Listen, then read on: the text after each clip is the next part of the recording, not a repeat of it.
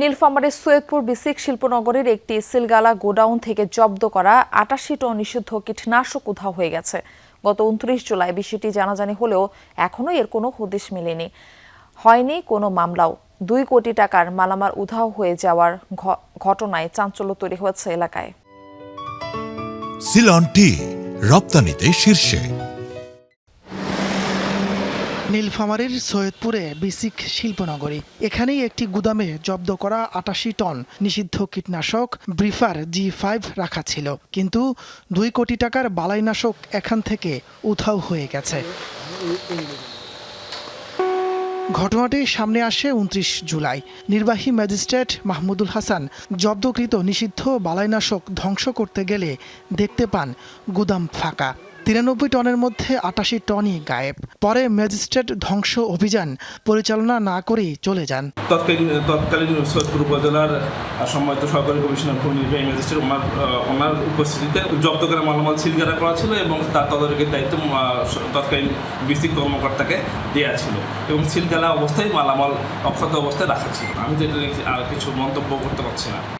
দায়িত্বপ্রাপ্ত বিসিক কর্মকর্তা জানান, গুদামের পেছনের দেয়ালের কিছু অংশে নতুন প্লাস্টারের চিহ্ন দেখা গেছে। হয়তো সেখান দিয়ে বালাইনাশকগুলো সরানো হতে পারে, তবে এ বিষয়ে কিছুই জানেন না তিনি।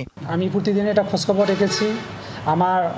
আপনারা তো জানেন আমি ৯টা টু ৫টা পর্যন্ত থাকি অফিস টাইম। পরবর্তীতে দেখা যাচ্ছে আমি উক্ত মালিক গোডাউনের মালিক প্লাস আমার যে নিরাপত্তা প্রহরী ছিল তাদেরকেও আমি বলে গেছি যে এই তালায় যাতে কখনো হাত দেওয়া না হয়।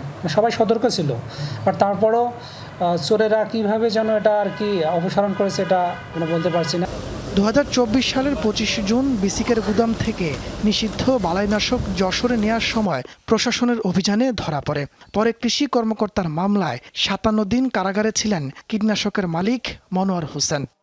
আমি তো ভাই যেহেতু পা ফেলি নাই আর চোখ দিক দেখিয়ে নেই, আমি এই সম্বন্ধে কোনো কিছু বলাটাও আমার বোকামি ভাই। আমি কেমন করে বলবো এটা, যেহেতু আমি ভিতরে ঢুকি নেই, জানি না। ওই এলাকার ঘাসের সাথেও পরিচয় আমার নেই। পুলিশ বলছে আদালতের নির্দেশ মোতাবেক দ্রুতই আইনি ব্যবস্থা নেওয়া হবে।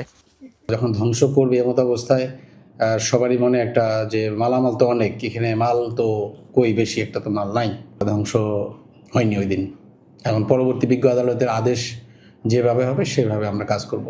G5 ফসলের বিভিন্ন পোকা দমনে ব্যবহৃত হয়, কিন্তু বালাইনাশকটি মানুষসহ বেশিরভাগ প্রাণীর জন্যই মারাত্মক ক্ষতিকর। ২০২৩ সালে বাংলাদেশ এটি নিষিদ্ধ করে। তাপস সরকার, যমুনা নিউজ।